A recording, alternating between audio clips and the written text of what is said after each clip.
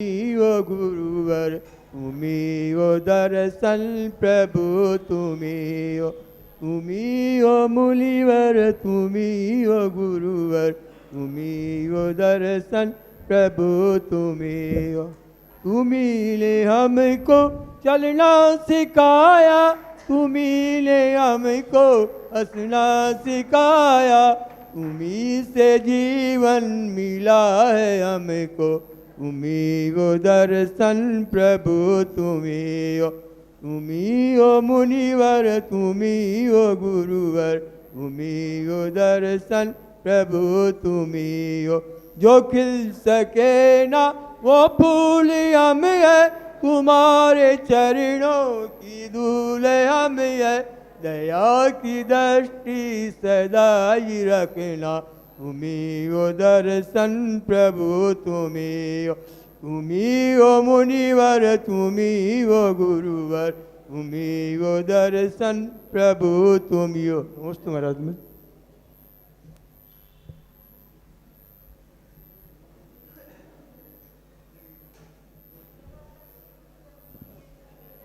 बहुत बहुत धन्यवाद। अब सभी अपने हाथों को जोड़ेंगे और गुरुदेव के चरणों में आग्रह करेंगे, हे गुरुवर अपने अमृतमय वचन हम सभी को प्रदान करने की अनुकंपा करें। हे गुरुदेव नमोस्तु नमोस्तु नमोस्तु गुरुदेव।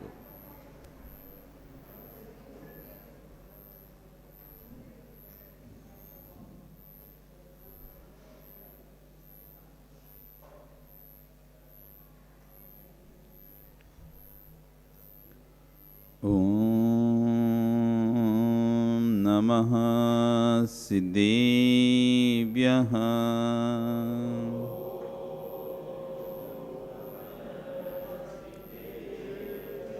ॐ नमः सिद्धेभ्यः।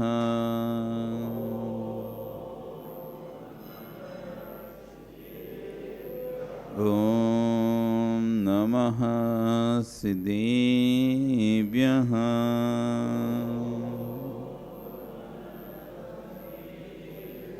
तेरी अड़िए खगिणाए रोतारी मोहे सेरे सिरे बिहू आयरी राहू पसियो परवादीण्यो वव्ये जी लोए। नमो अरिहंताणं नमो सिद्धाणं नमो आयरियाणं नमो वज्रायाणं नमो लोए सव्यसाहुणं। बोलिए अनंतानंद से परमेश्वरी भगवान की, आदि ब्रह्म आदिनाथ भगवान की, वर्तमान शासन महावीर भगवान की, आचार्य कुंद कुंदेव स्वामी महाराज जी की, आचार्य गुरु विश्व सागर जी महाराज जी की, अहिंसा में विश्व धर्म की।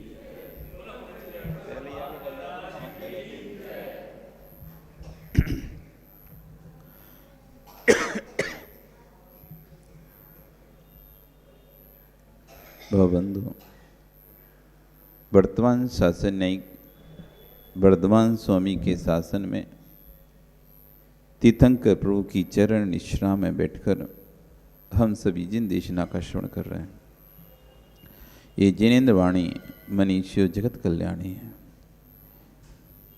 आचार्य भुवन कुंद कुंदेव स्वामी महाराज ग्रंथराज रैण सारजी में श्रवण और श्रावक उभय धर्मों का व्याख्यान कर रहे हैं, तो वहीं आचार्य भुवन विश्वेश्वर जी महाराज सागार अनगार धर्म देशना के माध्यम से उस व्याख्यान को समझा रहे हैं।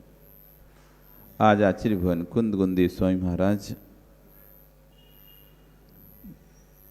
134 नंबर के गाथा सूत्र में श्रावक को समझा रहे हैं, श्रवण को समझा रहे हैं कि जैसे मल मूत्र का क्षेपण कर देते हैं, छोड़ते हैं,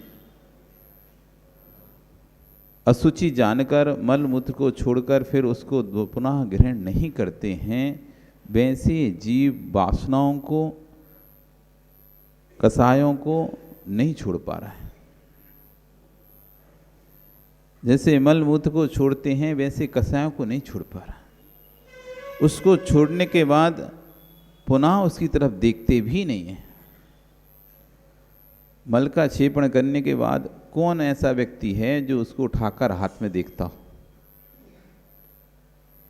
कौन ऐसा व्यक्ति है जो मल का क्षेपण करने के बाद पुनः उसको उठाकर अपनी तिजोरी में, अलमारी में कहीं भी रखता हो? लेकिन कसायों को जानते हुए भी ये कसाय हैं, क्रोध है, मान है, माया है, लोभ है, ये आत्मा के लिए अहितकर हैं, तब भी उन कसायों को हम संजो कर रखते हैं। किसी से बैर भाव हो जाए, किसी से लड़ाई झगड़ा हो जाए, तो उस कसाय को हम सजा कर रखते हैं, जबकि पता है कि इसमें जैसे कि मल को हाथ में लेंगे तो दुर्गंध के अलावा कुछ भी नहीं मिलेगा, इसलिए मल हाथ में नहीं लगाते, मल से भी हाथ नहीं लगाते। ऐसी कसायों को सजा कर रखेंगे, दुर्गति के अलावा कुछ भी नहीं होगा, फिर भी उसे नहीं छोड़ पा रहा। इसी बात को आचार्य भगवान यहाँ पर कह रहे हैं, मल मुत्य घड़ब चिरम बासदी दुभाषणम नमोच्छेदी पखालिये सम्मत जलो याणाणीण पुण्योवी। यह जीव सम्मत जलो, सम्यक्त रूपी जल से पखालियम प्रक्षालित करने पर, या और नाणमीरेण ज्ञान अमृत से पुण्यो भी पूर्ण होने पर भी, सम्यक भी है, ज्ञान भी है, फिर भी चिरम वासियम, चिरकाल से दुर्गंधित, मलमूत्र गड्डब्बम, मलमूत्र के घड़ के समान, दुर्वासनम, दुर्वासना को नाम उंचती नहीं छोड़ता है। ज्ञान, सम्यक्त और ज्ञान के बाद भी चार्य की जरूरत पड़ती है, और चार्य जब ही आएगा जब हम अपनी कसायों को छोड़ेंगे। अप्रत्यख्यान कसाय जब तक नहीं छूटेगी तब तक चार्य नहीं आएगा। अनंतानुबंधी कसाय छूटी तो सम्यक दर्शन हो गया, सम्यक ज्ञान हो गया, लेकिन अप्रत्यख्यान कसाय अभी बाकी है। जब तक वो नहीं जाएगी तो चारित्र का अंश भी नहीं आएगा, और प्रत्यख्यान नहीं जाएगी तो महाव्रतों का अंश भी नहीं आएगा। उस कसाय की दुर्वासना को छोड़ना पड़ेगा। इसी को आचार्य कह रहे हैं कि हे मोक्षु, संसार में उत्तीर्ण होने का मार्ग रत्नात्रय धर्म है। यदि संसार से पार होना है तो रत्नात्रय धर्म का पालन तो करना ही पड़ेगा। जो रत्नात्रय धर्म के अवाम में संसार से उत्तीर्ण होना चाहता है, यानी बिना चारित्र के संसार से पार होना चाहता है, बिना चारित्र के मोक्ष जाना चाहता है, तो कह रहे हैं ठीक उसी प्रकार है जैसे पाषाण की नौका में बैठकर समुद्र को पार करना चाहता है, नदी को पार करना चाहता है। पाषाण की नौका बनाई, उसमें बैठकर पार करना चाहते हो, तो बताओ कैसे हो गए। एक बार एक व्यक्ति विदेश से लौट रहा था समुद्र मार्ग से, तभी रास्ते में तूफान आ गया। तूफान आया तो पूरा जहाज डगमगाने लगा, और सभी लोग अपने प्राण बचाने के लिए कुछ कुछ चीज़ों का सहारा लेकर समुद्र में कूदने लगे कि भाई तैर के ही पार हो जाएंगे, इसमें ही रहे तो पूरे ही डूब जाएंगे नीचे तक। तो कोई किसी का सहारा, टायर का सहारा, कोई ड्रम का सहारा, कोई ऐसे सहारा लेके कूद रहा था। एक सेठ था, वो सबको देख रहा, अरे ये अपना सारी संपत्ति यहीं छोड़ गए, इतना कमाया धन पैसा, सोना चांदी, वो सब यहीं छोड़कर कूद रहे हैं, लोग पागल हैं ये लोग। उसने क्या किया, सारा जो लोग कूद रहे थे सबका सोना चांदी पड़ा हुआ था इकट्ठा किया और एक ड्रम में भरा। एक ड्रम में भरा, मैं तो सब साथ लेके जाऊंगा, मैं तो सब साथ लेके जाऊंगा। और उस ड्रम को भरकर उसी को मैं लेकर कूद गया, क्योंकि देख तो रहा था कि सभी लोग ड्रम के सहारे तैर रहे हैं, सभी लोग ड्रम के सहारे पार हो रहे हैं। वो भी कूद गया, लेकिन वो पार नहीं हो पाया, क्योंकि ड्रम में इतना उसने सब समेट के भर चुका था। जैसे ही उसके साथ कूदा वो भी डूबा। तो ठीक वैसी स्थिति है हमारी। हम पाषाण की नौका पर बैठकर समुद्र को नौका पार कराती है, नौका पार कराती है, लेकिन कौन सी नौका पार कराती है इसका ज्ञान होना चाहिए। जितनी भारी नौका होगी पाषाण की तो जमीन में ही डूबेगी, नीचे उसका सरफेस हल्का होगा तो ऊपर तैरेगा, तो तैरेगी। तो पाषाण कह रहे जैसे कोई अभाव में रत्नात्रय के अभाव में मोक्ष जाना चाहता है, तो ठीक वैसे ही है जैसे कि पाषाण की नौका पर बैठकर कोई समुद्र को, नदी को पार करना चाहता है, वो पार कैसे होगा, डूब ही जाएगा। तो आचार्य उसी बात को कह रहे हैं कि जो जीव संयम चरण के अभाव में निर्वाण श्री का वर्णन करना चाहता है, जो आचरण के अभाव में, संयम के आचरण के अभाव में निर्वाण श्री को प्राप्त करना चाहता है, संसार के दुखों से मुक्त होना चाहता है, वह जीव पाषाण की नौका में बैठकर संसार को पार करना चाहता है, समुद्र को पार करना चाहता है। जैसे पाषाण की नौका से सागर पार नहीं हुआ जाता, ऐसी 5 पापों में लिप्त आत्मा के लिए संसार से पार होने की कल्पना करना भी व्यर्थ है। इसलिए पापों को छोड़ना पड़ेगा, कसायों को छोड़ना पड़ेगा, तब जाकर संसार की इस समुद्र से पार हो पाओगे। भवातीत होना है तो पापों की भावना को अतीत कर दो, भवातीत होना है तो पाप की भावना को अतीत कर दो, यानी छोड़ दो। और जब तक पापों की भावना अंतर से विराजती है तब तक भवातीत होने की कल्पना करना बंद कर दो। आत्मा के क्रम विकास की जो धारा है वे जिन शासन की पवित्र धारा है। मुझे किसी ने नीचे नहीं गिराया, मुझे किसी ने ऊपर नहीं उठाया, ना मुझे किसी ने नीचे गिराया। ये तो हमारे अंदर भावना बनी है, दुर्वासना। हम ये हमको नीचे गिराता है, ये हमको जलता है, ये हमसे चिढ़ता है, एक भावना हमारे अंदर बनी रहती है हमेशा। ये हमको अच्छा नहीं देख सकता, ये हमारा अच्छा नहीं देख सकता, ये हमारा बुरा करता रहता है सब जगह, ये हमारी बुराई करता है।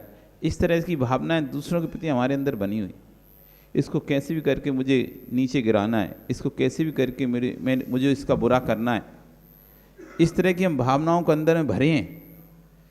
ज्ञान भी है, सब कुछ है, भगवान की भक्ति भी करते हैं, लेकिन तब भी अंदर एक भावना, दुर्भावना भरी रहती है।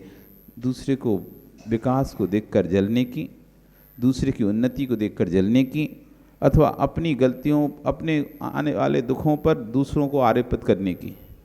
कोई भी तुम्हें दुख आता है तुम तुरंत उसको दूसरों पे आरोपित करते, इनके कारण से हमें दुख आ रहा है, इसके कारण से हमें दुख आ रहा है। फिर उसके बारे में हम बुरा बुरा सोचने लगते हैं, गलत गलत सोचने लगते हैं, इसका ऐसा हो जाए, इसका वैसा हो जाए।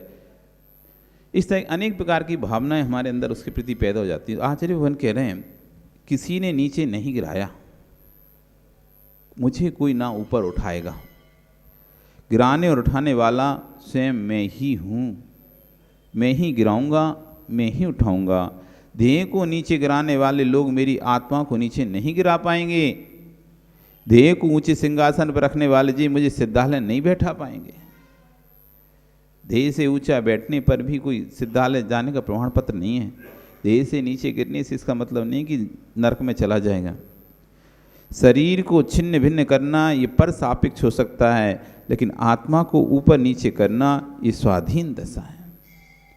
ध्रुव सत्य है कि धी की विच्छिन्न पना भी मेरा पराधीन नहीं है, मेरे शरीर का नाश करना भी पराधीन नहीं है, मेरे शरीर का नाश ही मेरे स्वयं के कर्माधीन है। अभी अपन ने नामकरण की प्रकृतियाँ श्याम को पढ़ रहे थे जब, तो नामकरण की प्रति में एक आया था परघात नामकरण। कौन सा नामकरण आया था? परघात नामकरण, जिसका मतलब क्या था? जिस कर्म के उदय से दूसरा व्यक्ति आपका घात कर पाए। यदि आपका परघात नाम कर्म की सत्ता उदय में बैठी हुई है, सत्ता बैठा हुआ है, उदय में है, उसी कारण से दूसरा आपको मार पाएगा।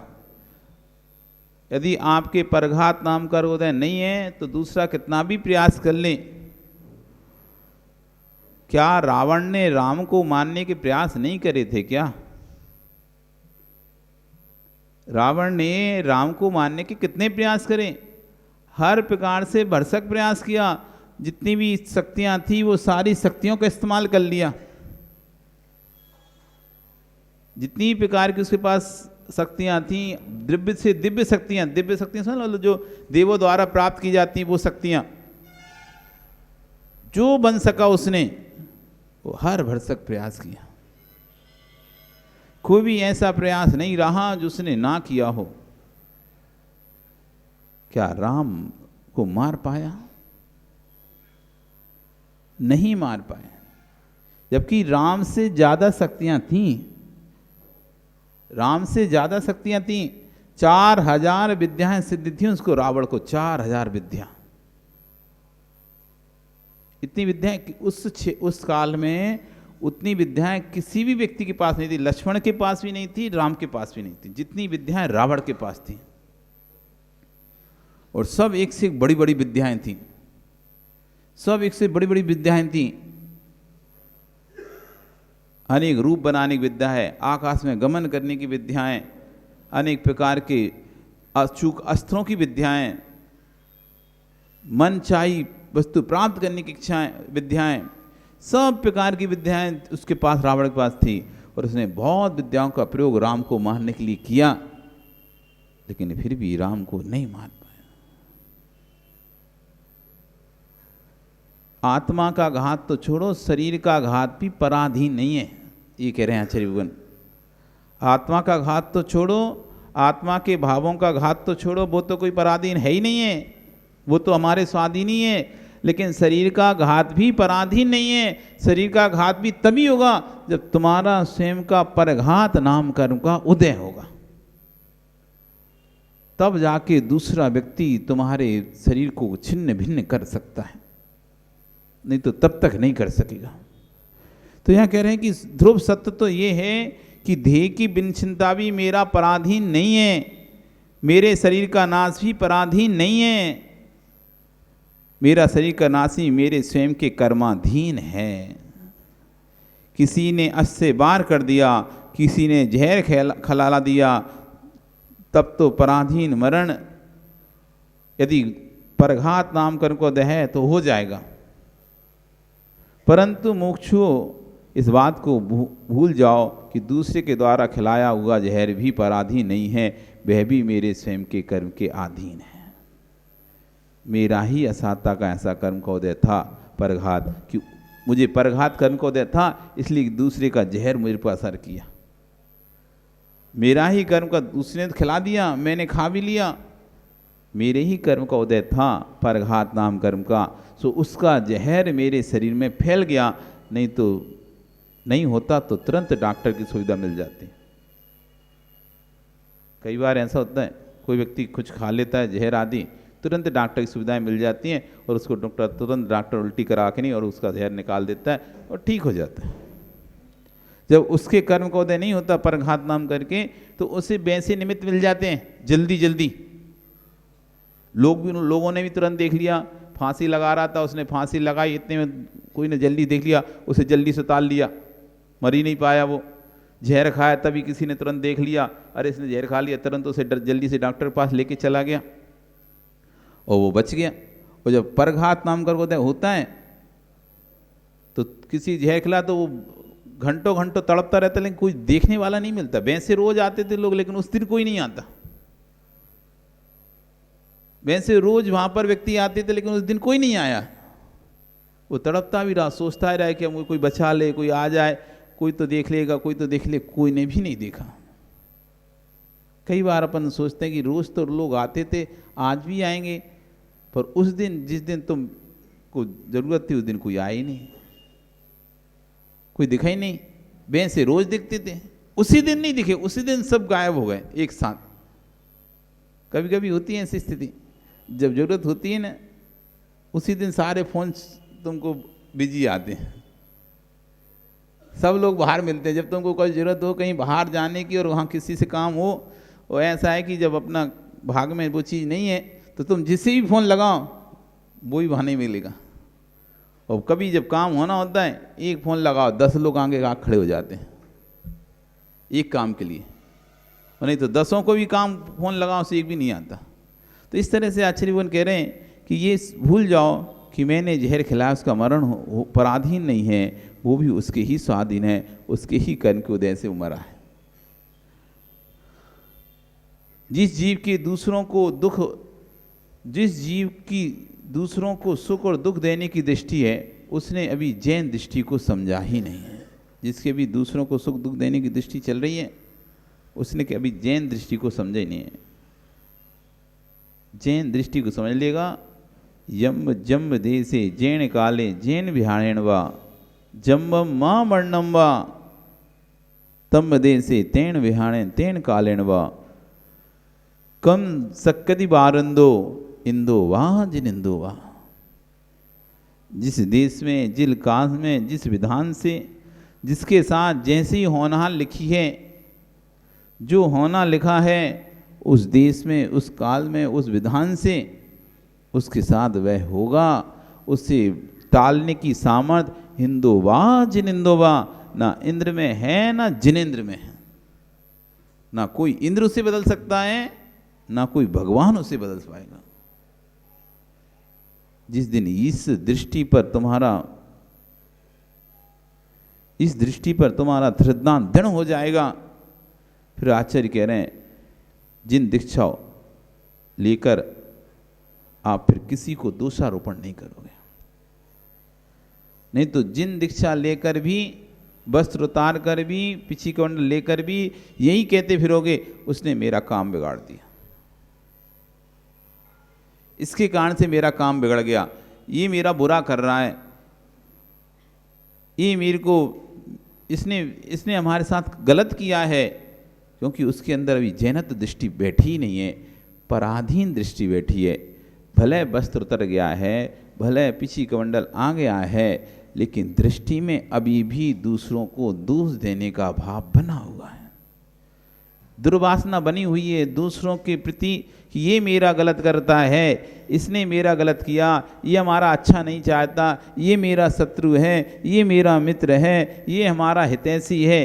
ये भावना अभी भी बनी है। तो आचार्य भगवान कह रहे हैं कि जिन शासन में वस्त्र उतार देना, पिछी ग्रहण कर लेना, कमंडल धारण कर लेना, ये जिन शासन, ये मात्र जिन शासन की दीक्षा नहीं है, ये तो देहाश्रित दीक्षा है।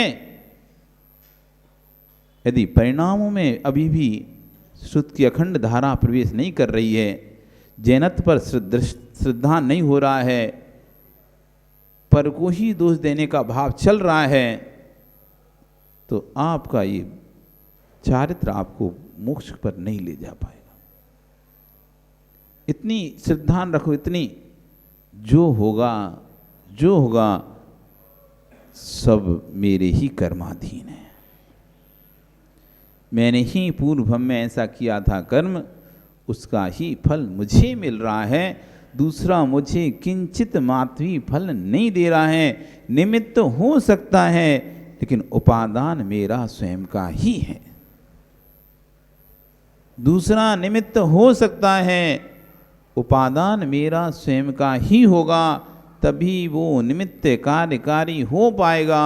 मेरा स्वयं का उपादान नहीं है तो कितना भी निमित्त मिले वो कार्यकारी नहीं होंगे।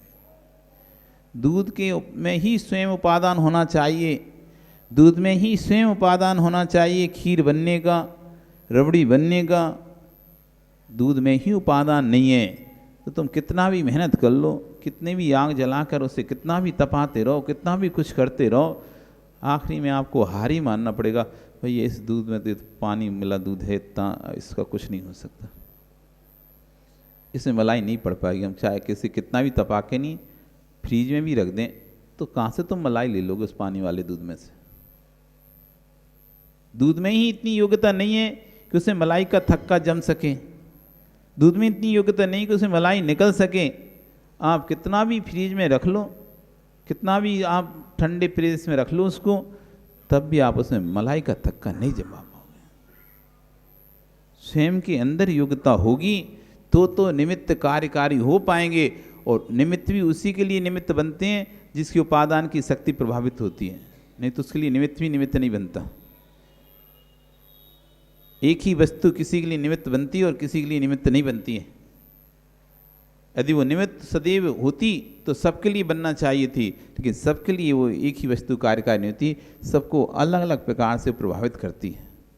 तो यहाँ आचार्य भगवान कह रहे हैं परिणामों की इस बात की, इस दशा को स्वीकार, जगत में मेरा कोई हरता है ना मेरा कोई करता है, जब तक ये दृष्टि नहीं आएगी तब तक जैनत्व दृष्टि नहीं है। और सच्चा जैन वही है जिसके अंतर में गूंजने लग जाए, ना कोई मेरा करता ना कोई मेरा हरता।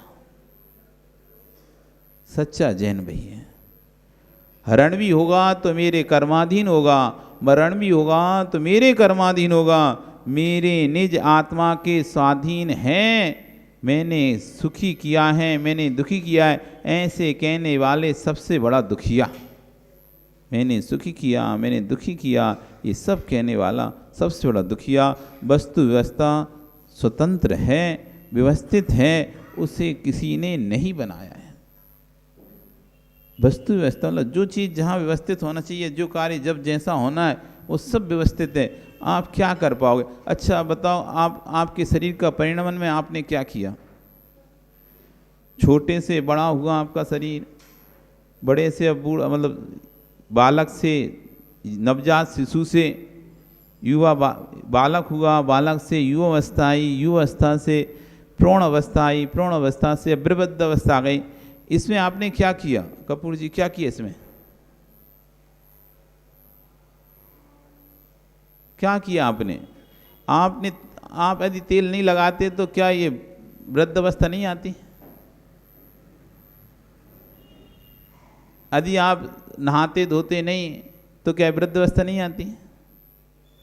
आप सोचो कि हम तो इसको सजा के रखे, खिला पिला के रखे, नहलाते धुलाते थे, इसलिए देखो अब इसलिए यहाँ तक पहुँच पाए। तो आप नहीं भी करते तब भी ये अवस्था प्राप्त होती नहीं होती। कोई क्रीम पाउडर लगा रहा है तब भी वो बूढ़ा होगा, जो कोई पाउडर नहीं लगा रहा है तब भी वो भी बूढ़ा होगा। जो परिणमन है वो सुरेश चल ही रहा है, तुम उसमें क्या कर रहे हो? कुछ कर रहे हो क्या? या तुमने कोई जल्दी फास्ट कर लिया हो या धीरे से रोक लिया हो अपने परिणमन को? या तो स्पीड में जैसे ना वीडियो होती है ना, या तो पंकज तुम फॉरवर्ड कर दो जल्दी जल्दी चलने लगती है, अथवा स्लो कर दे तो धीरे धीरे चलने लगती।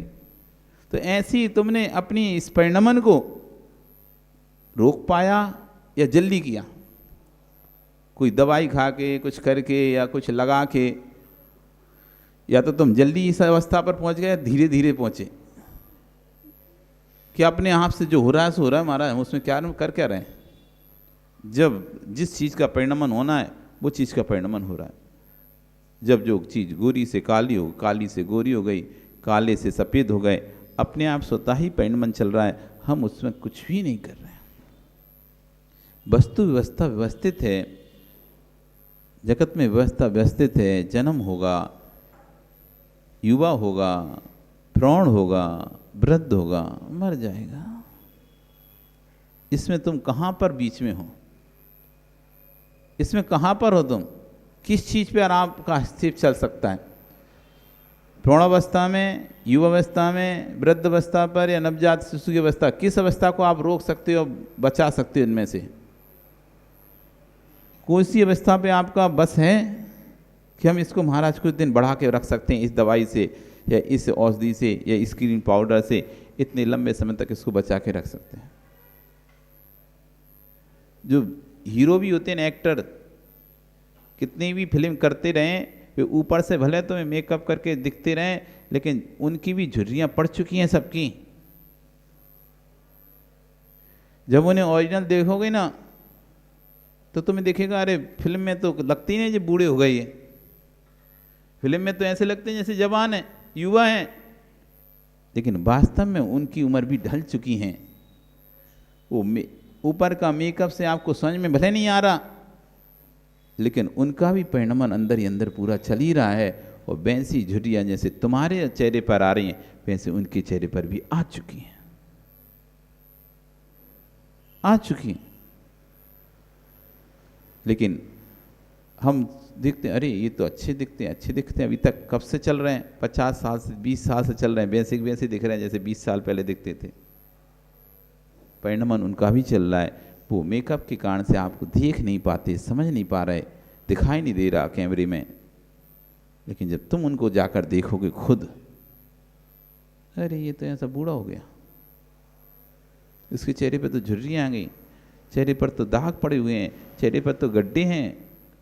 हम तो देख रहे थे कितना अच्छा चेहरा है, लेकिन जब सामने जाके देखा उसी चेहरे को, अरे इसके चेहरे पे तो कितने गड्ढे हो रहे हैं, इसके चेहरे पे तो कितनी झुर्रियाँ हैं, पर उसमें तो दिखाई नहीं दे रहा था। दिखाई नहीं दे रहा था इसका मतलब ये नहीं परिणमन नहीं हो रहा था। उसे कोई भी नहीं, कितना भी क्रीम पाउडर कोई लगाता रहे, मेकअप भी करता रहे, तब भी अंदर तो परिणमन चल ही रहा है। बाहर से वो लिपाई पुताई करने से वो दिख नहीं रही, लेकिन अंदर परिणमन जब जैसे वो हटेगा वो आपको परिणमन दिखाई दे जाएगा, दिखाई दे जाएगा। तो आचार्य भगवान यहाँ पे यही कह रहे हैं कि मैं सुखी कर सकता हूँ, मैं दुखी कर सकता हूँ। ऐसा कहने वाला सबसे बड़ा दुखिया वस्तु व्यवस्था स्वतंत्र है और व्यवस्थित है।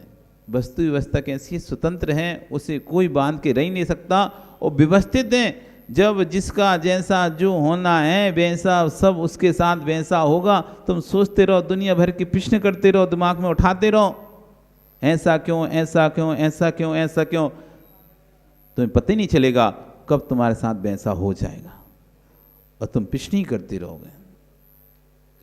ज़्यादा दिमाग नहीं लगाना चाहिए, हर विषय में ज़्यादा दिमाग नहीं लगाना चाहिए, छोड़ देना चाहिए। जो होगा सब व्यवस्थित है। अब ज़्यादा चिंता करके टेंशन लेकर अपने आप को, स्वास्थ्य को भी और दिमाग को भी क्यों खराब करना है।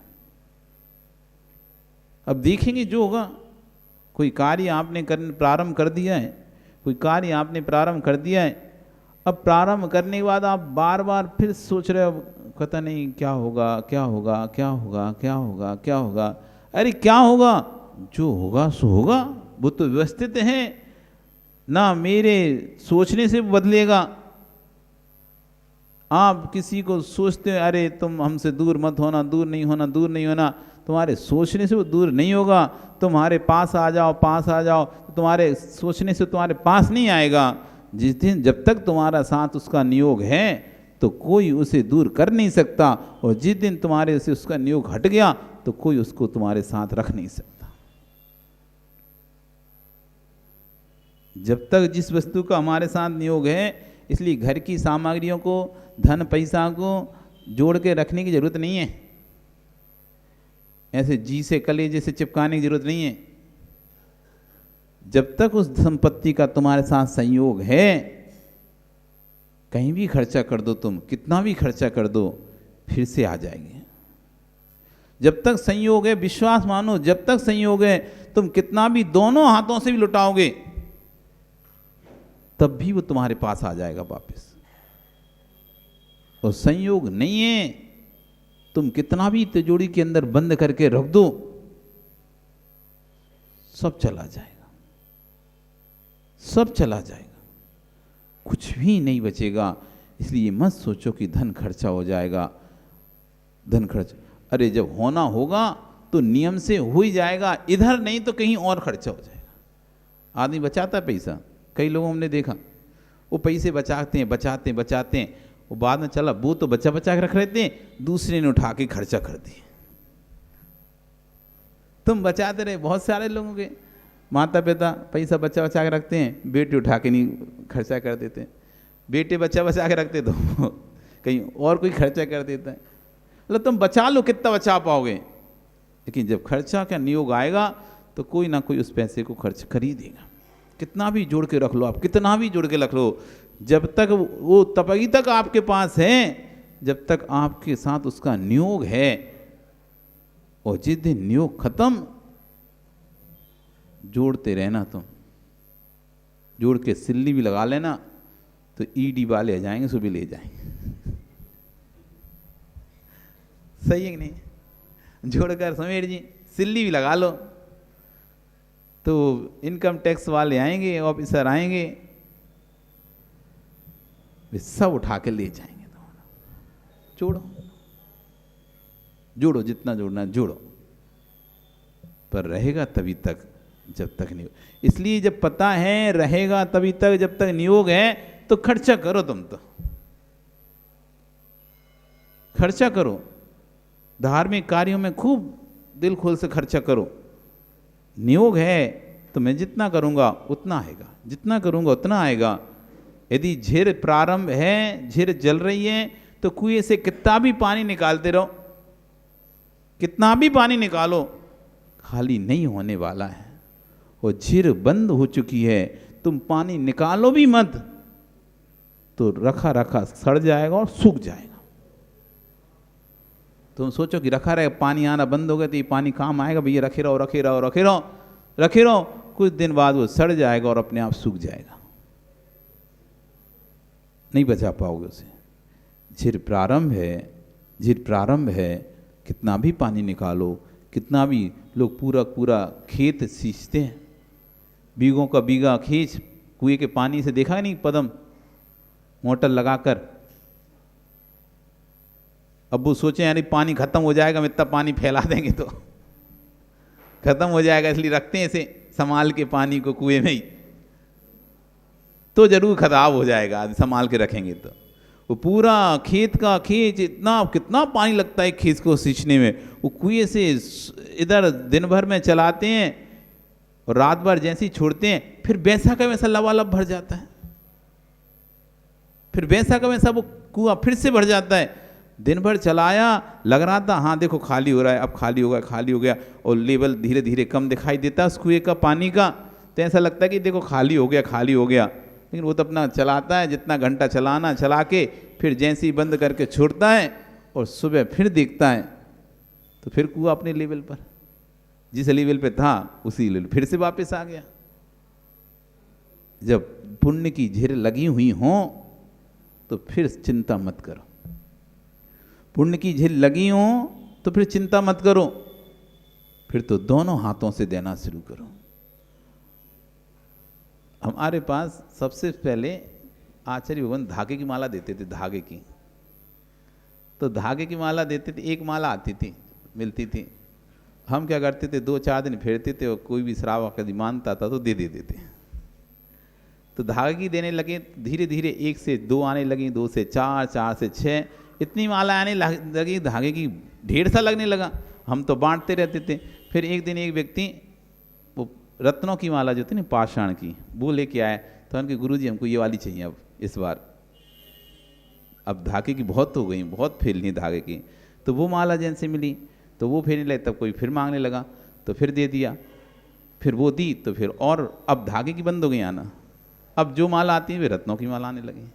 1, 2, 4, 6, 10, 20 ऐसी करीब उनके ढेर लगने लगे। फिर एक जौहरी आ गया, महाराज जितनी माला चाहिए रत्नों की मुझे बताना, हम जयपुर से आपको भेज दिया करेंगे फ्री में ही।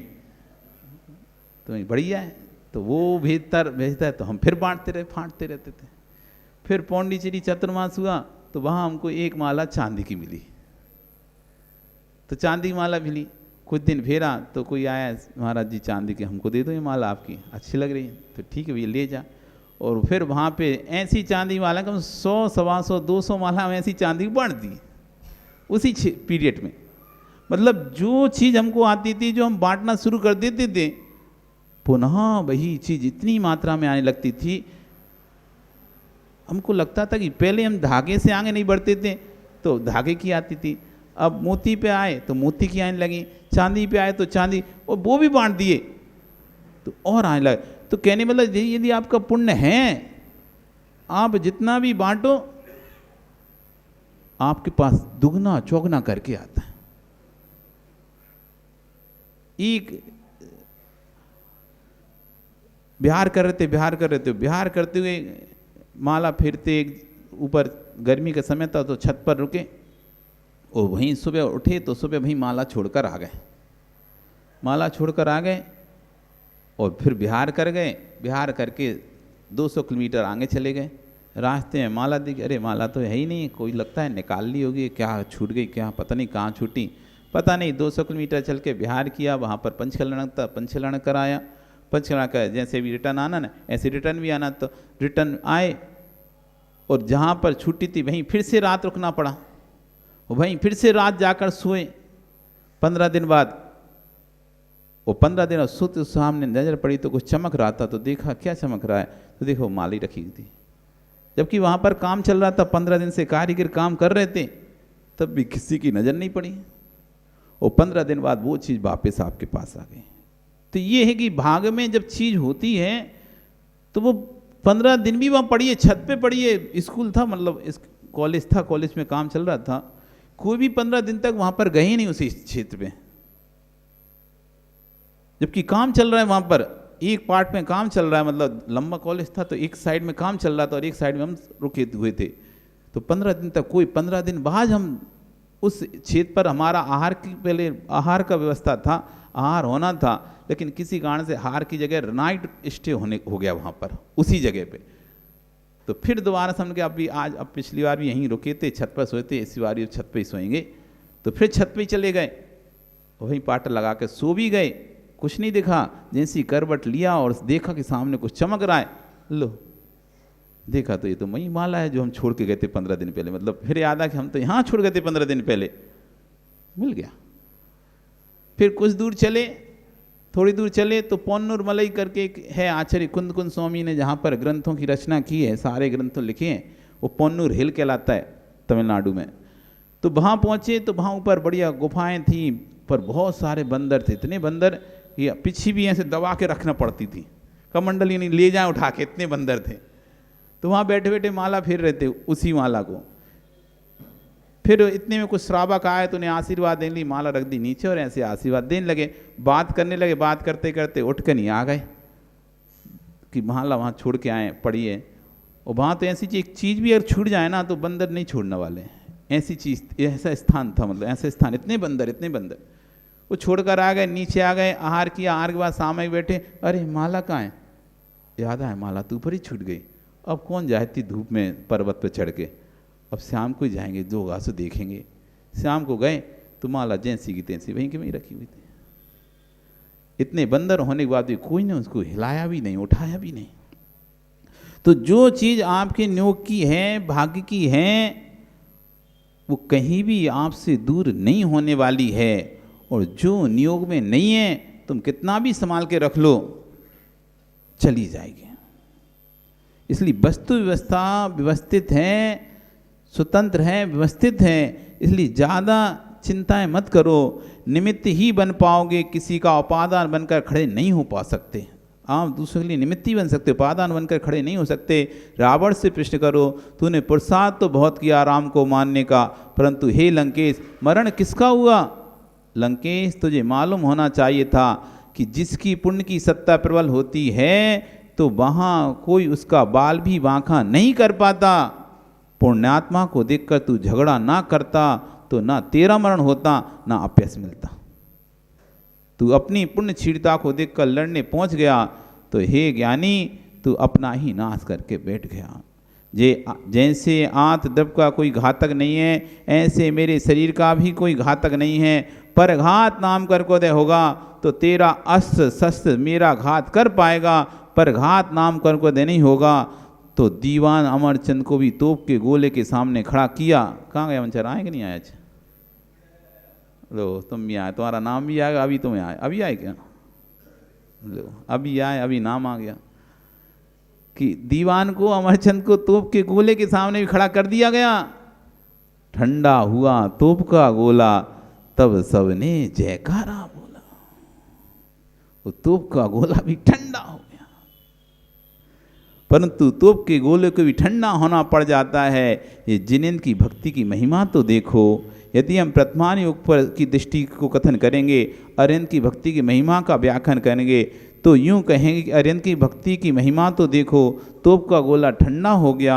लेकिन जब चरणान युग कहेंगे तो जीवान के चाँद की महिमा को देखो, और द्रव्यान युग को कहेंगे तो सुपरिणामिक परिणमन को देखो, और कर्णान युग को कहेंगे तो उसके ही परघात नाम कर्म का उदय नहीं था, इसलिए तोप का गोला ठंडा हो गया। चार अनुयोगों से आप कथन करें। वो दीवान अमरचंद तोप के गोले के सामने तोप के सामने बांध दिया, गोला ठंडा हो गया। कैसे हो गया भैया? भगवान की भक्ति की महिमा है, ये प्रथमान योग का कथन है। चरणान योग का उसकी चाँद की महिमा है, इसलिए वो तोप का गोला ठंडा हो गया। द्रव्यान योग का कथन, इस द्रव्य को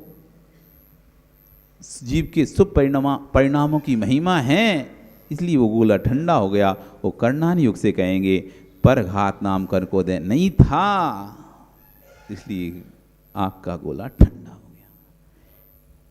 आचरण का जैन और आचरण का मुनि ये तो बहुत सरल है, परंतु परिणति का जैन, परिणति का निर्गत मुनि खोजने के लिए जाना पड़ेगा। आचार्य भनकुंद स्वामी कह रहे हैं, अनादिकाल से जिस घट में मल भरा है उससे दुर्गंधित आती है। इस जीव ने अनादिकाल से कसायों की दुर्वासनाएं भरी हुई हैं, उनको सम्यक रूपी जल से प्रक्षालित करने पर तथा ज्ञान रूपी अमृत से सिंचन करने पर भी वे आसानी समाप्त नहीं होती हैं। चिरकाल से दुर्गंधित सामग्री घड़े में रखने पर उसकी बाँस घड़े में भर जाती है, बार बार साफ करने से बाँस जाती है। इसी प्रकार से ये जीव अनादिकाल के मिथ्या रूपी मल से दूषित होकर संसार में विहरण कर रहा है। ज्ञानी इस मिथ्या रूपी मल को हटाने का एकमात्र साधन सम्यक रूपी जल है, जिससे कि ज्ञान सम्यक ज्ञान हो जाता है और मल समाप्त करने में सहायक होता है। यहाँ पे आचार्य कह रहे हैं, जैसे कोई वस्तु दुर्गंधित वस्तु है, उसको किसी रख दो तो बार बार साफ करने पर ही जाती है। जैसे कि उदाहरण में आप समझें, हींग को तुम जिस डिब्बे में रख दो, फिर तुम हींग हटा लो, उस डिब्बे को तुम 10 बार साफ कर लोगे फिर भी सूंघोगे ना, उसमें हींग की खुशबू आएगी। हालांकि थोड़ी कम कम होती जाएगी, लेकिन आती जाएगी। बहुत बार साफ करोगे तब जाकर वो हींग की डिब्बे की खुशबू खत्म हो गई। नहीं तो तुम उस वस्तु में जो भी रख दोगे, अच्छा भी सामान रख दोगे, तो वो भी हींग की उसमें भी दुर्गंध आने लगेगी। किया कि नहीं एक्सपीरियंस कभी? हींग की डिब्बी खाली हुई हो, उसमें तुम कोई और चीज़ रख देना, जो भी चीज़ रखोगी उसमें भी हींग की वास आने लगेगी। उसको एक बार के साफ करने से तो उसकी वास जाती ही नहीं है। तेल भी यदि तुमने डाल दिया उसमें हींग की डिब्बी में, तो तेल में वास आने लगेगी। 2-3 बार 4 बार साफ करोगी तब जाकर वो वास खत्म होती है। तो ऐसे ही कह रहे हैं कि अनादिकाल से दुर्वासनाओं की बाँस हमारे अंदर लगी हुई है, वो एक बार के जल से नहीं धुलेगी। बार बार के जल से, बार बार के अभ्यास से, बार बार के प्रयास से वो दुर्गंध वासनाओं की जाएगी, और जब चली जाएगी तो फिर आप मोक्ष के महल को प्राप्त कर पाओगे। इसी मंगल भावना के साथ आपका समय, कल फिर आओगे पर्याय रहित। तो हम यहाँ पर कल फिर आचार्य भवन क्या चर्चा करेंगे? सम्य दृष्टि के भोग में अनासक्ति कि सम्य दृष्टि भोग भी भोगता है। तो 2 प्रकार से भोग भोगे जाते हैं, एक आसक्त होकर, एक अनासक्त होकर। एक ठीक है भोगना पड़ रहा है, और एक भोगों में लिप्त होकर भोग रहा है। तो सम्य दृष्टि के जो भोग हैं, अनासक्त भोग हैं, उसकी चर्चा यहाँ पर करेंगे। बोली भगवान महावीर स्वामी की जनवाणी स्तुति।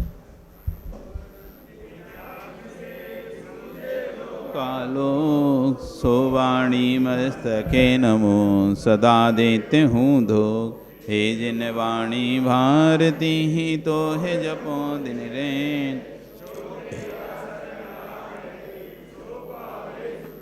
देव भजू अरिहंत को गुरु सेवा निर्ग्रंथ। दया धर्म पालूं सदा, यही मोक्ष का पंथ। 9 बार नमः।